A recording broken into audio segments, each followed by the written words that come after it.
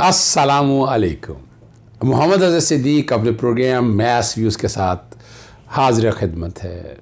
अब मुस्कुराहट वैसे ही मैं रखता हूँ, लेकिन शुक्र अल्हम्दुलिल्लाह कि रब्बे पाक ने सुर्ख रुई इस हवाले से दे दी कि जो अदालतों को बदनाम करने का एजेंडा लेके चल रहे थे वो मेरे मोहरे जो है ना आहिस्ता आहिस्ता बेनकाब होना शुरू हो गए। 28 तारीख को इस्लामाबाद हाई कोर्ट में राना शमीम के केस की तौहीन अदालत के केस की समाअत मुकर्रर है और अब तो केस बड़ा वाज़ेह तौर पर क्लैरिटी के साथ आ चुका है। प्रोग्राम के दूसरे हिस्से में जब आपको लेके जाऊंगा, मैंने अमजद चोई साहब से एक एक्सरसाइज कराई है वहाँ लंदन में कि वो मार्बल आर्च और फिर वहाँ जो आसपास लगे हुए हैं CCTV कैमरास, अगर उसका रिकॉर्ड अगर सामने निकाला तो सारे चेहरे बेनकाब हो जाएंगे, राना शमीम भी और आसपास जो सारे लोग हैं। फिर एवन फील्ड भी गए, मार्बल आर्च हसन नवाज का दफ्तर है, एवन फील्ड भी, और चार्ल्स गुथरी के दफ्तर में भी, चार्ल्स गुथरी के दफ्तर में भी, और जहाँ जीवन उसका दफ्तर है। और अब वीडियो उनका पोर्शन ज़रा ज़्यादा लंबा है, परेशान नहीं हो जाना आपने, लेकिन ये हकायक चूँकि रिकॉर्ड हो रही हैं तो रिकॉर्ड पे ये सारी चीज़ें होनी चाहिए। आज का प्रोग्राम मैं पहले ही कह दूँ ज़रा लंबा प्रोग्राम है। इब्तिदा में क्रेडिट देना चाहता हूँ इरफान हाशमी को। अब मुझे बहुत सी चीज़ें पता थी और मैं आगे जाके बताऊँगा, लेकिन मैं एक बात बड़ा बता दूँ, चार्ल्स गुथरी जवाब दो, you have to answer it mister Charles Guthrie. आपका जो किरदार है बड़ा वाज़ेह तौर पर सामने आ गया। मैंने इसमें आपको पहले भी बताया था कि बाकायदा एक कंप्लेंट मुख्तलिफ डिपार्टमेंट में भिजवाई, वो एक अलहदा इशू है कि इसके ऊपर जो एक्शन है ना वो वही देगा जो नोटराइज करेगा, लेकिन चूँकि इसके अंदर बहुत से एलिमेंट शामिल हैं, पब्लिक इंटरेस्ट में मुख्तलिफ महकमों को लिखा गया, जो लिखा गया वो बैकग्राउंड पे चलेगा ताकि आपको क्लैरिटी के साथ आ जाए। उसके साथ साथ अपना जो न्यूज़ की खबर चलनी है, जो मुर्तज़ा और एक प्रोग्राम में इरफान हाशमी जियो में मौजूद थे, मुर्तज़ा शाह दूसरी तरफ मौजूद था, लेकिन वो जवाब नहीं दे सके। इसका मतलब है उनको पहले दिन से पता था कि चार्ल्स गुथरी ने जाकर ये एफिडेविट जो है मार्बल आर्च में नवाज शरीफ, और ये नज़र आ गया सारा गैंग और ड्रामेबाजी, एक एक चीज़ क्लैरिटी के साथ सामने आ गई कि ये अदालतों को बदनाम करने की एक बहुत घिनौनी साजिश थी। याद रखिएगा जी। अब जहाँ जो पूछा गया, अब जरा सुनिएगा। Charles Guthrie has refuse to answer where exactly he signed the affidavit, but he has said he has signed the affidavit at his office, at the client's home और office, and can travel anywhere to do the same as it's legal to do so. अब यहाँ बड़ा clarity के साथ ज़रा समझ लीजिएगा कि अब एक्सेप्टेंस आ गई ना, और अब मैं इसको साथ साथ कहाँ लेके चलूँगा। मैंने पहले मुर्तज़ा शाह का बता दिया जियो के अंदर, फिर न्यूज़ का बैकग्राउंड पे चल रहा है, फिर अहमद हसन राना ने हम न्यूज़ के साथ, फिर वो मेरे साथ एक प्रोग्राम में थे, वो भी मैं सारे चलाऊँगा पोर्शन आपके साथ, राना सनाउल्लाह ने और कमरुज़्ज़मान कायरा ने, इन सब ने, यानी डूब मरने का मकाम है इन लोगों के लिए कि बदनीति सामने आ रही है। अदालतों को भाई मेरिट पे केस लड़ने की बातें करें आप लोगों ने, ये पैरेलल निज़ाम जो बना लिया है इसकी इजाज़त नहीं दी जा सकती है और इसमें बड़ा सख्त एक्शन ज़रूरी है। और अब मैं मुख्तलिफ प्रोग्राम जो मैं मिसाल के तौर पर ये एफिडेविट के बारे में या बाकी चीज़ों के बारे में एक महीना कबल गालिबन 26 नवंबर को ARY में ये बाकायदा ऑडियो लीक के फॉरेंसिक के हवाले से, एफिडेविट के हवाले से वो चलेगा पहले। फिर बोल न्यूज़ में मैंने समी इब्राहिम के साथ बैठ के जो गुफ्तगू सारी इस कॉन्टेक्स्ट में की वो चलेगी।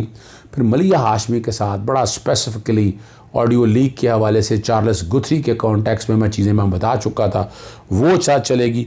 और साथ साथ ही और राना शमीम जो है ना, यानी साकिब निसार सब बेगुनाह हो गए, यानी बड़ी क्लैरिटी के साथ वो प्रोग्राम में बोल में चला है। और एक हमारे दोस्त हैं जो यूट्यूब प्रोग्राम करते हैं ज़मीर, उसमें मैंने राना शमीम का बड़ा वाज़ेह तौर पर उस वक्त कहा था कि ये जेल जा सकते हैं, और ये तो बड़ा क्लियरिटी के साथ जेल का केस आ गया। और इसमें मैं वो सारी चीज़ें मैं बयान कर चुका हूँ इनको। अच्छा चलें, वो एक मैं अलहदा प्रोग्राम जो यानी हाई कोर्ट के जज के हैसियत से तैनात हुए, जो डेट ऑफ बर्थ में गड़बड़ की इन्होंने, फिर गिलगित बल्तिस्तान के जज रिटायरमेंट की एज के बाद, वो सारी गुफ्तगू मैं बाद में करूँगा। पहले ज़रा वो सुन लें सारी जो मैंने जिन प्रोग्रामों के बारे में मैंने कहा है, ज़रा सुबह सुन लें। साबिक चीफ जस्टिस साकिब निसार की मुबैन ऑडियो का फॉरेंसिक करार दिया गया। बरतानवी माहिरीन ने ऑडियो को फैब्रिकेटेड करार दे दिया। एडवोकेट अजहर सिद्दीक का बड़ा दावा सामने आया है। ऑडियो कहां से फॉरेंसिक कराई गई, तफसीलात जानते हैं। अजहर सिद्दीक के साथ मौजूद है हमारे नुमाइंदे आबिद खान से। आबिद, बताइए।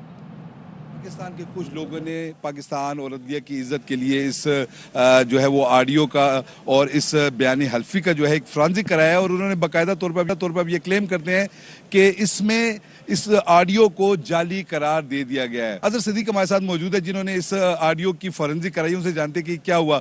ये मैंने नहीं कराया, सहाफी दोस्तों ने, ताकि सहाफियों ने एक बात की तो सहाफी दोस्त ही आगे निकले। डीप वीडियो लीक और डीप ऑडियो लीक एक सॉफ्टवेयर है, उस कॉन्टेक्ट से ये बनाई गई है। बाकायदा रिपोर्ट इंशाल्लाह एक दो दिनों के अंदर हमारे पास तहरीरी शक्ल में भी आ जाएगी। इसी तरह इंग्लैंड के अंदर भी जो फॉरेंसिक एक्सपर्ट है वहां के पास भेजा है, उन्होंने भी इस बात की तस्दीक कर दी है ये ऑडियो तोड़ फोड़ के फैब्रिकेटेड है, जाली बनाई गई। उसी नोटरी पब्लिक से आप लोगों ने एक बयान हल्फी भी किसी शख्स ने वहां करवाया है और गवर्नर हाउस का वो मालिक बन गया, वो क्या किस्सा है? यार आबिद साहब, हमने सिर्फ ये बताना है कि नोटरी पब्लिक की हैसियत क्या है। नोटरी पब्लिक के पास जो कुछ आप लिख कर ले जाएं उस कब तक सामने ला रहे हैं? अच्छा, मैं बड़ी ज़बरदस्त बात आपके सामने रखनी है और वो बड़ा ज़रूरी है, ज़रा समझना है इन चीज़ों को। एक तो पहली बात है, एवनफील्ड का जब फैसला सुनाया गया, आपको याद है नवाज शरीफ तो पाकिस्तान नहीं थे। हाँ जी, नहीं याद है ना आपको? बिल्कुल। तो राना शमीम साहब यानी सोए हुए हैं, मेरा ख्याल है। ये तो नहीं कहता कि ड्रग्स तो लेते नहीं है वो हो सकता है टेस्ट भी कराने करें किसी स्टेज के ऊपर ताकि पता चल सके। तो ये भी ज़रा क्लैरिटी के साथ रख दें कि कौन सी बेल की बातें हो रही हैं कि नवाज शरीफ साहब तो सजाएं होने के बाद पाकिस्तान जब सजाएं होगी और उसके बाद आए थे। फिर ये और दूसरी जज है हमारे यहाँ, जब सजा हो जाए ना, अपीलें जब सुननी हो, सस्पेंशन लगी हो, इसको साल लग जाते हैं। ये जो दिनों की बातें बता रहे हैं, मेरी भी ये समझ से बाहर है कि एक जज होके, साहब जज होके, वकील होके वो झूठ भी उतना बोले कि जो समझ आ सके। ये तो झूठ का बलंदा है। मैं जो बात आपको बता रहा था ना, ये मैंने एक हाथ में जजमेंट पकड़ी है, नाज़रीन को भी दिखा देते हैं, करीब से तो शायद ना आ सके। ये 2016 PTT 296 यार परी ख़ानदान के बारे में जो कह रहे हैं ना, उनके पास मनी ट्रेल और ये बड़ा कुछ था। ये बड़ी मज़ेदार जजमेंट है। ये बुनियादी तौर पर मियाँ मोहम्मद शरीफ, नाम याद रखिए, मियाँ मोहम्मद शरीफ, ये नवाज शरीफ के वालिद साहब जो है अरबपति जो हैं, versus income tax appellate tribunal 6 जुलाई 2015 का है। इसका अगर पैरा नंबर, अगर आप आम आदमी के लिए समझने के लिए पैरा नंबर 5 पढ़ लें, ये है 1988 और 89 के फैसले हैं। इन्होंने आमदन डिक्लेयर की 9 करोड़ रुपया नहीं कह रहा या 9 अरब नहीं कह रहा, 9,36,311 रुपये ये आमदन डिक्लेयर की। अच्छा, इस आमदन में कुछ चीज़ें और ऐड करके इसको 56 लाख, यानी टैक्स ऑफिसर ने इसको 56 लाख बना दिया। 56 लाख कह रहा हूँ, करोड़ नहीं कह रहा, औकात बता रहा हूँ कि ये जो बातें कर रहे थे ना अरबपति की। अच्छा, ये चैलेंज हुआ बहरहाल उनके दौर में नहीं, जब ये फैसला हुआ, फैसला आकर इनकी आमदन बरकरार रखेगी 9,36,311। एक मैं और आम आदमी के लिए बताता चलूँ, सरीना ईसा साहबा कहती थी कि मैंने ना एग्रीकल्चर इनकम है, इसमें एग्रीकल्चर इनकम 40,000 रुपये डिक्लेयर की हुई है मियाँ शरीफ साहब ने। तो क्रेडिट देता हूँ कि उन्होंने 40,000 रुपया एहसान कर तो आमदन डिक्लेयर भी कर दी गई। तो ये बुनियादी तौर पर जो बात कहने की, जो अरबों रुपए की बातें कह रही ना, ये जजमेंट रिकॉर्ड पे है। सब किया क्यों है ये बता दें। हाँ, ये क्या होगा इससे इन्हें जो लेना चाहते हैं ये देखे ना, बुनियादी तौर पर मकसद सिर्फ इतना से है कि किसी ना किसी तरह से वो जो डील बनाने की बातें हो रही है ना, कि डील हो गई है, ढील हो गई है, जो कुछ भी है, हालात और वाक़यात, चेन ऑफ इवेंट को जब आप मिलाकर देखें, जब इरफान खान साहब हमारे दोस्त हैं, जब लास्ट डेट पे हेयरिंग हुई तो केस तो वो भी नहीं ले सके, बातें बड़ी हुई, जनरल फैज साहब के हवाले से बात, बड़े लोगों के हवाले से बात हुई और कोर्ट में कोई एक चीज़ भी साबित नहीं कर सके। जैसे शौकत सिद्दीकी के बारे में बातें हुई, वो भी साबित नहीं कर सके। हर एक को पता है कि इरफान सिद्दीकी और शौकत सिद्दीकी का क्या ताल्लुक है, वो भी चीज़ साबित, जितनी आज तक जो चीज़ें लेकर आए हैं ना, ये सारों को, मुझे तो अपना समी इब्राहिम साहब वो दिन भी याद है कि जब ये बशीर के पास अल अजीज़िया का केस चल रहा था, अशरफ साहब का अटॉर्नी जनरल में दोस्त है मेरा एक, उन्होंने मुझे बताया, कहने लगे अजहर यहाँ एक प्लानिंग हो रही है, एक जज लाया जा रहा है नैब कोर्ट में। अरशद मलिक की वीडियो उन लोगों के पास मौजूद थी, मैं रिकॉर्ड पे बता रहा हूँ ताकि नाज़रीन को समझ आ सके इनकी प्लानिंग क्या थी। और अरशद मलिक साहब बाकायदा वहाँ जज तैनात हुए, केस चल रहा था बशीर साहब के पास, बशीर साहब से दरखास्त देकर केस ट्रांसफर कराया अरशद मलिक के पास। ये मैं एवरफील्ड के ये हकायक है ना, मैं चैलेंज करता हूँ कि इस चीज़ को सामने रखकर साबित करें। और अरशद मलिक साहब ने केस सुना इनका, और वो जो जाना चाहते थे, हाँ फ़ायदा उन्होंने दिया, अरशद मलिक इनको फ़ायदा क्या दिया, एवनफील्ड के अंदर 10 साल सज़ा हुई, इसमें 7 साल सज़ा दी और फ्लैगशिप में बरी कर दिया। यानी ये जो कहते हैं ना बैठ के, ये एक सवाल बड़ा वाज़े तौर पर है, और ये फ्लैगशिप का केस भी और अल अज़ीज़ा भी वहाँ पेंडिंग है, ये 7 साल सज़ा की हुई है। और एक चीज़ और मैं बताता चलूँ, हमारी सुप्रीम कोर्ट बार बड़ा, आपके भी दोस्त हैं, मेरे भी दोस्त हैं, मैंने तो सपोर्ट किया है मोहन साहब को, उन्होंने आकर वो नाहली को लेकर ना कि जनाब ताम और नाहली नहीं होनी चाहिए, आर्टिकल 62(1)(f की कौम को ये भी समझ आए, 62(1)(f के अंदर लिमिट नहीं है, 63 में लिमिट्स दिए हुए हैं और इनकी नज़रसानी खारिज हो चुकी है। यानी कौम का चेन ऑफ इवेंट देखें आप, यानी वो भी खारिज हो चुकी है। और अल अज़ीज़िया में और एवनफील्ड में सेक्शन 15 के तहत 10-10 साल की नाहली अलहदा मौजूद है। मियां साकिब निसार की ऑडियो फॉरेंसिक में जाली साबित हो गई। असद सिद्दीक एडवोकेट ने बड़ा दावा कर दिया, कहा ऑडियो का फॉरेंसिक पाकिस्तान और इंग्लैंड के सहाफ़ी ने पाकिस्तान और इंग्लैंड में करवाया। नोटरी पब्लिक ने तस्दीक की राना शमीम का जाली बयान हल्फी बनवाया गया। असद सिद्दीक एडवोकेट का कहना था कि जल्द फॉरेंसिक रिपोर्ट और दीगर दस्तावेजात सामने ला रहे हैं। मरियम नवाज को चैलेंज है कि वो ऑडियो लेकर अदालत जाएं।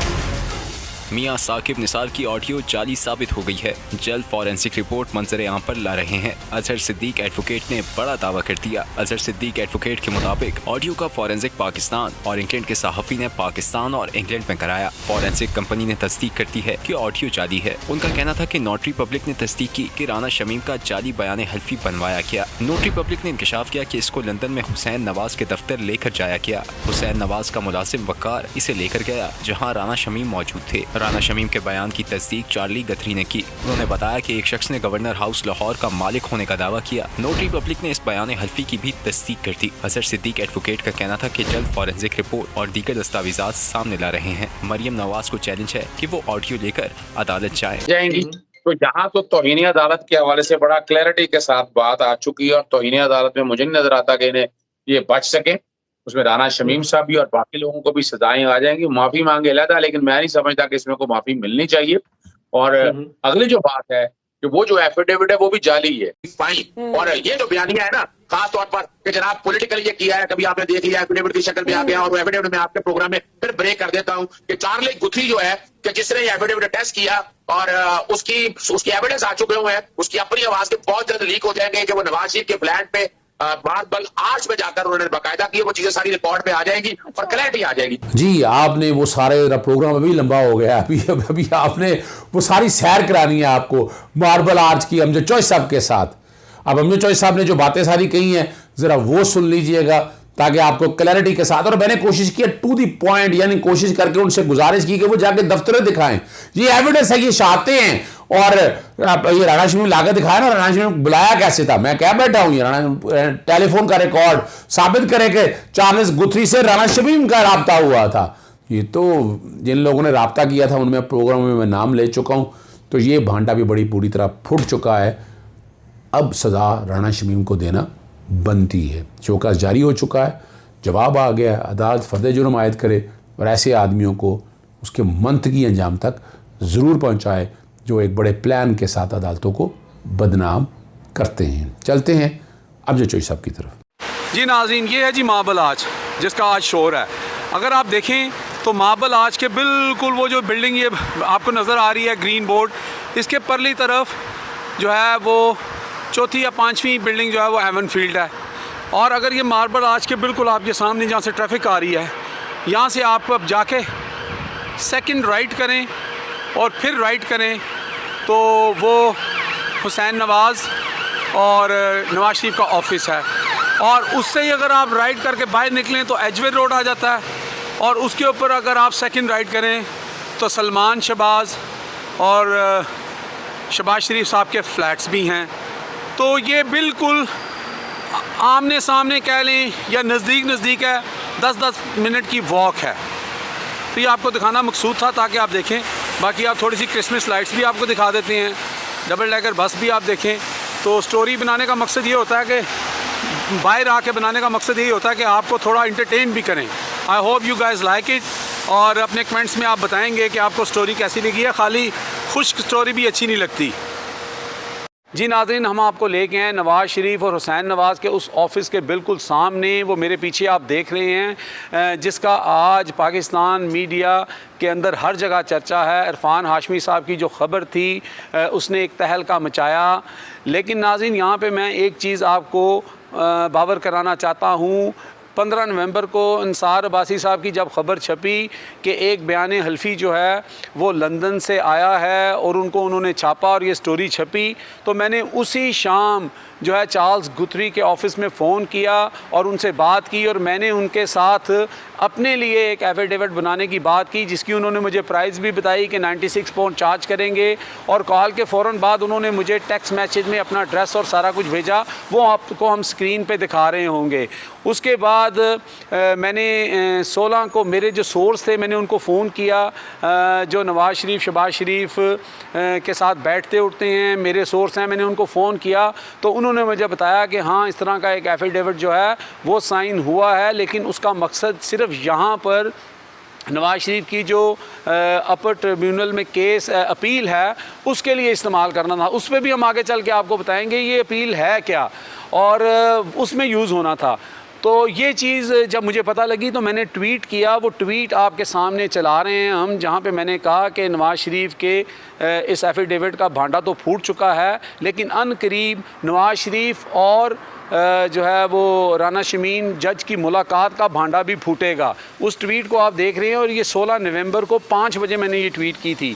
अच्छा, ये तमाम ख़बरें जो थीं या इस तरह की ख़बरें हम तक पहुंच चुकी थी, हमने इसके ऊपर काम भी किया। उसके बाद अज़हर सिद्दीक़ साहब के प्रोग्राम में हमने इस चीज़ को भी एक्सपोज़ किया कि वक़ार जो हुसैन नवाज़ साहब के मुलाजिम हैं वो चार्ल्स गुथरी को यहाँ पे लेके आए थे, लेकिन हमारे पास चार्ल्स गुथरी के यहाँ आने के कुछ सबूत नहीं थे।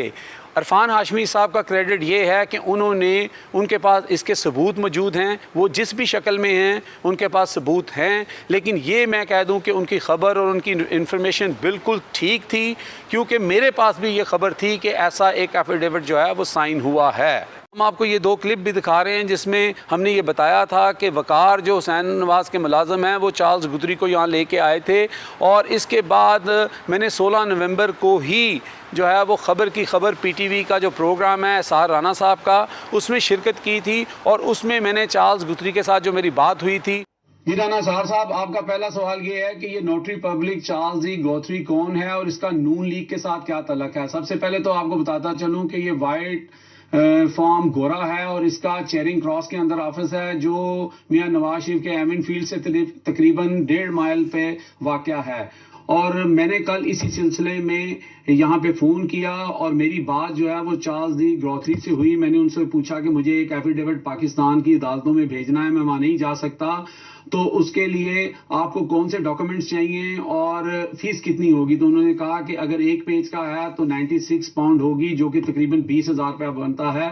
लेकिन उन्होंने मुझसे कोई डॉक्यूमेंट्स नहीं मांगा, क्योंकि जब उनको पता लगा कि पाकिस्तान में है तो उन्होंने कहा कि इसकी ज़रूरत नहीं है। अब बात यह है कि यहाँ पे अगर आप कोई जाली डॉक्यूमेंट्स देंगे तो यहाँ की अदालतें जो हैं वो फिर आपका घर भी बिक जाएगा अगर झूठा होगा, और पता नहीं क्या क्या आपके साथ होगा, जेल भी हो जाएगी। वहां पे जो मर्जी शख्स आके जैसा मर्जी एफिडेविट झूठा सच्चा दे दे और पूरे मीडिया में बचाल आ जाता है और वहां पे जनाब एक नई डिबेट शुरू हो जाती है। यही कहानी है जी। बहुत शुक्रिया अमजद चौधरी साहब हमसे बात करने का लंदन से।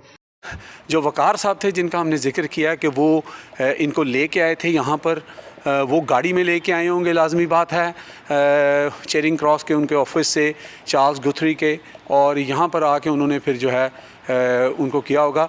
लेकिन यहाँ पे जो इर्द गिर्द CCTV हैं, अगर उन पे इन्वेस्टिगेशन की जाए तो आपको उस डेट में कम से कम कोई ना कोई इन्फॉर्मेशन मिल सकती है। अब जैसे हम ये आ रहे हैं, आपने देखा है कि मैं वॉक करके आया हूँ, तो ये कॉर्नर जो बन रहा है ये हुसैन नवाज़ साहब का और नवाज शरीफ का ऑफिस है। ये विंडो जो आप साइड से देख रहे हैं, ये देखें दरवाज़ा ऊपर से नज़र आ रहा है।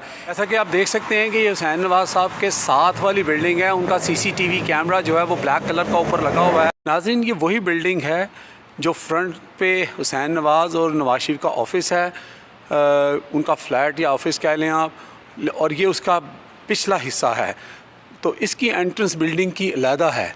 तो अगर आप देखें तो यहाँ पर CCTV कैमरा जो ये गोल आपको ऊपर नज़र आ रहा है, ये यहाँ पे लगा हुआ है। जी नाज़रीन, ये बहुत ही अजीब बात है कि ये बड़ा ही हाई प्रोफाइल एरिया है। ख़ास तौर पे ये जो बिल्डिंग है, हमने आपकी इसकी बैक साइड पे आपको दिखाया कि वहाँ पे सीसीटीवी कैमरा हैं। जब आप हॉल के अंदर एंट्रेंस होते हैं वहाँ पे भी सीसीटीवी है। लेकिन ये बड़ी अजीब बात है कि मियां नवाज़ शरीफ के ऑफ़िस और हमज़ा नवाज़ के ऑफ़िस या इस फ्लैट के बाहर किसी किस्म का कोई सीसीटीवी कैमरा नहीं लगाया गया। अब इसकी क्या वजूहात हो सकती हैं, क्योंकि यहाँ पर तरह तरह के लोग आके मिलते हैं। आपको पता है कि पिछले दिनों जो लोग यहाँ पे आके मिले, उनके नाम, उनकी शख्सियत, वो सब वो फ़ोटोग्राफ्स आप देख चुके हैं। तो शायद यही वजह है कि इस चीज़ को कि कल कहीं सीसीटीवी प्रूफ या आगे पीछे से चीज़ें मिल जाएं। और यहाँ पे अगर जज राना शमीम जो आए भी थे, तो जो साइड पे ये घर है उसमें सीसीटीवी है, वो सामने वाले जगह पे सीसीटीवी है, और इसके पीछे जो गली है अगर वॉक करके आए हैं वहाँ से सीसीटीवी है। इसके अलावा हम आपको चार्ल्स गुथरी का जो ऑफ़िस है वो भी दिखाएंगे, और उसके बाद मियां नवाज़ शरीफ साहब का जो एवन फील्ड है वो भी दिखाएंगे। ये ट्रायंगल स्टोरी है और ये सारी चीज़ें यहाँ से हुई हैं। इसके बाद जो दूसरी बात है, मैं चाह रहा हूँ कि यहाँ पे सारी बातें यहीं पे चलें, खड़े होकर कर ली जाएँ। दूसरा ये जो केस के हवाले से था कि मेरे सोर्स ने मुझे ये भी बताया था कि ये जो बयान हल्फी था ये खालसतन जो है वो सिर्फ यहाँ के लिए था, जिसमें कि नवाज़ शरीफ अपना लोअर केस से केस हार गए थे। उन्होंने कहा था कि आपको हमने काफ़ी छूट दे दी, आप इलाज भी नहीं करवा रहे, कुछ भी नहीं करवा रहे, तो आप जो है मेहरबानी करके आप अपने मुल्क में वापस जाएं। उसके बाद उन्होंने जो है जो अपर ट्रिब्यूनल है उसके अंदर ये अपील की जो है एप्लीकेशन दी है, राइट टू अपील की एप्लीकेशन दी है। अभी उनका केस वहाँ पे लगा नहीं है। यहाँ पे होता क्या है कि आप सिर्फ एक सूरत में वो आपकी बात सुनते हैं कि आपकी अपील हमने लगानी है कि नहीं लगानी है। ये टाइम वेस्टिंग तो नहीं है, क्योंकि बेसिकली ये होता है कि अगर आपका राइट टू अपील अगर आप जब करते हैं वो सर्कमस्टांशियल एविडेंस देखते हैं। जैसे कि मोस्टली ये होता है कि अगर वहाँ पे 3 जजों की ज्यूरी थी और आपके ख़िलाफ़ जो फैसला आया, आप क्लेम करते हैं कि जी फ़लाने जज ने मेरी बात नहीं सुनी या मेरे पास ये सबूत थे, ये देखे नहीं गए, तो फिर उस केस को जो है वो आगे अपील के तौर पे लगा के और हाई कोर्ट जो इनका अपर ट्रिब्यूनल है उसके अंदर सुना जाता है।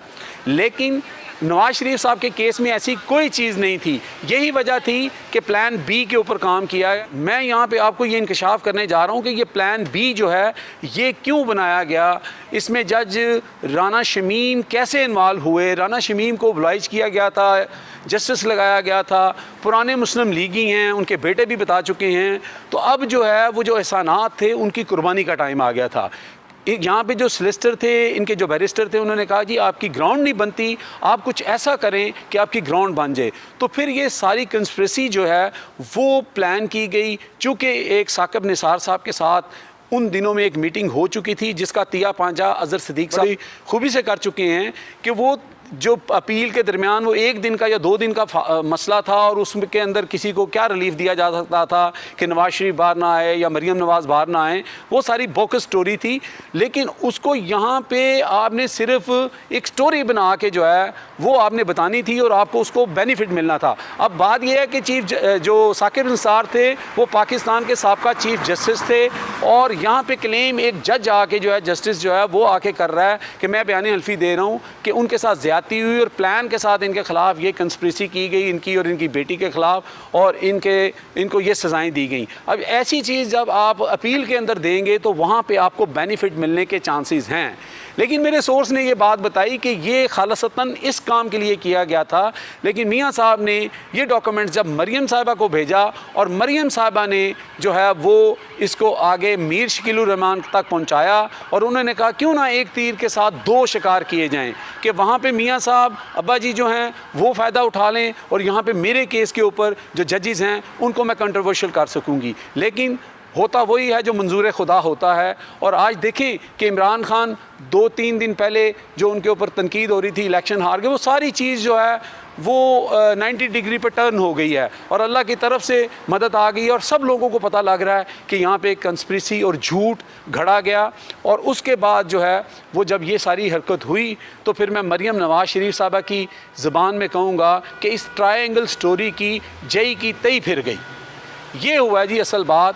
और मैं यही बताना चाहता था आपको कि आगे भी मैं, और इसके साथ एक और इन्फॉर्मेशन आपको मैं बता दूं कि मियां साहब का जो केस है उसका फ़ैसला अगर उनके ख़िलाफ़ भी आता है तो ये कोई बड़ी बात नहीं है। यहाँ के मुझे जो बैरिस्टर हैं उन्होंने बताया कि एक और छोटी सी एप्लीकेशन डाल देंगे तो 6 महीने तक जो है ना पानी में मदानी फिरती रहेगी। लेकिन इस वक्त मुझे लग ये रहा है कि इनको थोड़ी सी जो होप हुई है कि इमरान खान ने वहाँ पे इलेक्शन लूज़ किया है, एक प्रेशर बिल्ड करेंगे, डील की बात करते हैं, ये करते हैं, वो करते हैं, या कोई पसे पर्दा ऐसी साजिश अगर है भी तो वो उसका फ़ायदा उठाने चाह रहे हैं कि अगर इधर से हमें वीज़ा रिजेक्ट होता है और कहते हैं कि नहीं हम आपको डिपोर्ट करेंगे तो थोड़ी सी इज़्ज़त बचा के क्यों ना हम सियासी शहीद बन जाएँ और जाके कहें और कुछ दिनों के बाद। इसीलिए जो जुडिशली के बंदे यहाँ पे आए थे ये सारी स्कीमें बन रही हैं। अब एक और बात आपको मैं यहाँ बता दूँ कि अज़हर सिद्दीक़ साहब के साथ मैंने ये लाइव प्रोग्राम सुबह करना था, लेकिन वो उसको लाइव इसलिए नहीं किया कि मैं चाह रहा था कि हम आपको जाके लोगों ये जगह दिखाएँ, ये सारी कंस्पिरेसी यहाँ पर घड़ी गई और आप हमारी इस तरह की स्टोरी को पसंद भी करते हैं, मेहनत को पसंद भी करते हैं, उम्मीद है कि आप कमेंट्स करके बताएंगे।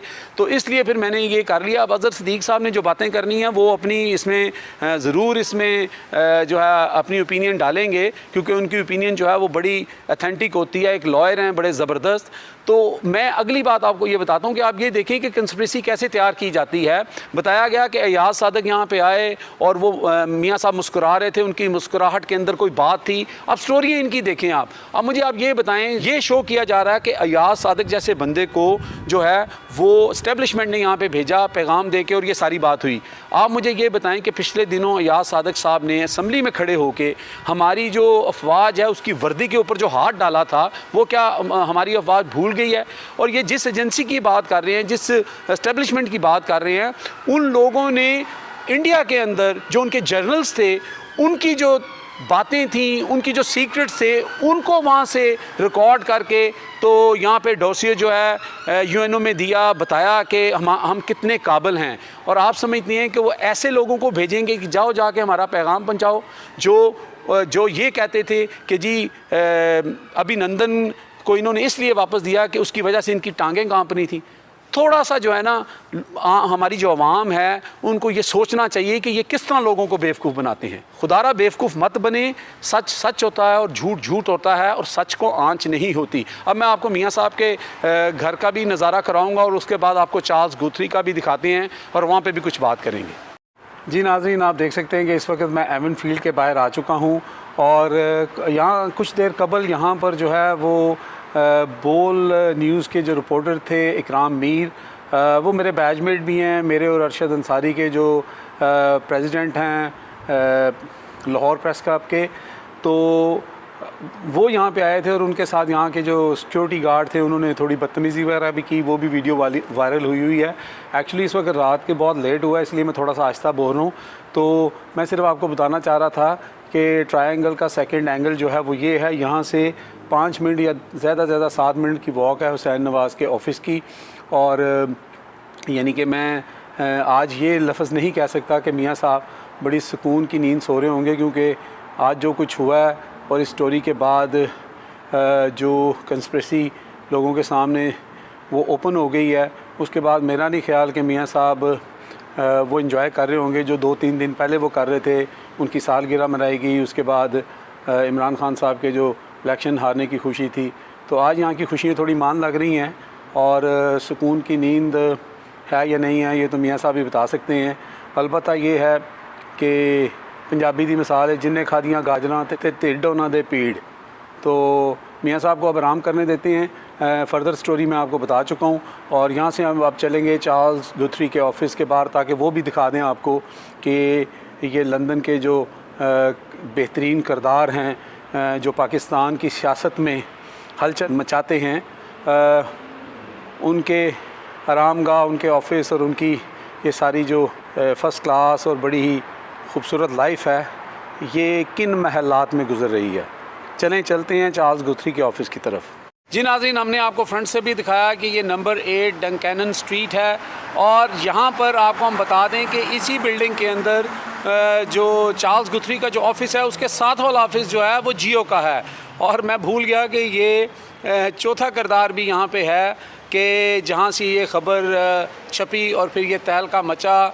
और आप देखेंगे स्क्रीन के ऊपर मैं चला रहा हूँगा कि 15 नवंबर को 5:40 पे चार्ल्स गुथरी के साथ जो मेरी बात हुई, उसका टेक्स्ट मैसेज उन्होंने मुझे भेजा, एड्रेस भेजा कि आप आएँ हमारे ऑफ़िस में सुबह 96 पाउंड लेकर, और जो आपने एफिडेविट बनवाना है, हल्फिया बयान बनवाना है, वो आप यहाँ से बनवा लें। लेकिन ओबियसली मैं 96 पाउंड किस लिए पे करता? मैंने तो इन्फॉर्मेशन लेनी थी कि ये क्या आराम से काम कर देते हैं, यहाँ कोई ज़्यादा वो चीज़ तो नहीं होती, तो वो हम प्रोग्राम पहले कर चुके हैं। लेकिन गालबन इरफान हाशमी साहब ने ये एडवांटेज भी लिया और आज उनको इस चीज़ का क्रेडिट भी मिल रहा है। उनके पास जो सबूत हैं, जो भी इंफॉर्मेशन है, ओबियसली उन्होंने क्लेम किया है कि वो वक्त आने पर उसको बिल्कुल सामने लेके आएंगे। लेकिन मैं ये बताना चाहता हूँ कि ये स्टोरी जब 15 को छपी थी, उसी रोज़ जब मुझे अज़हर सिद्दीक़ साहब ने स्टोरी के बारे में बताया तो उन्होंने कहा कि इसको इंटेरोगेट करो। तो जब मैंने इंटेरोगेशन शुरू की तो मेरी बात चार्ल्स गुथरी से हुई, जो मैं वीडियो में चला भी चुका हूँ, और उन्होंने मुझे इसी ऑफ़िस में बुलाया था। लेकिन वो कहते हैं ना, बहुत देर कर दी मेहमान आते आते। चलें, कोई बात नहीं, हम लेट हो गए, कोई हमसे पहले पहुंच गया, लेकिन हम इस स्टोरी को जानते थे। अगेन बात वही है कि आपने जब स्टोरी करनी होती है तो उसके बहुत सारे एलिमेंट्स होते हैं जिनको कवर करना होता है, जो कि इरफान हाशमी साहब ने उसको बड़े अच्छे तरीके से टेक किया। गुड लक टू हिम, उनको क्रेडिट जाता है। और बात यह है कि यहाँ पर एक बात मैं आपको बताता चलूँ, किसी ने कहा था कि नकल के लिए भी अकल की ज़रूरत होती है, और एक मिसाल होती है जैसी कोको वैसे ही कोको के बच्चे।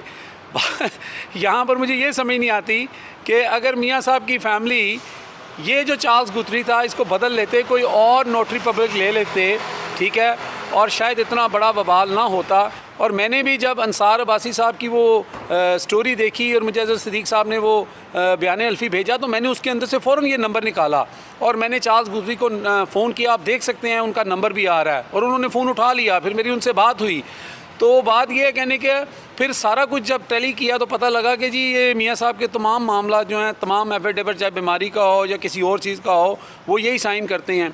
और दूसरा ये जो कि उनके घर जाके साइन करना, ये प्रैक्टिस यहाँ पे है। हम पहले भी बता चुका हूँ, आप एक्स्ट्रा पैसे लेते हैं, यहाँ पे ओल्ड पीपल होम में लोग होते हैं, उन्होंने कोई अपना एफिडेविट साइन करना होता है, वो तो बेचारे नहीं आ सकते, तो फिर जो नोटरी पब्लिक है उनको ये सर्विस देता है।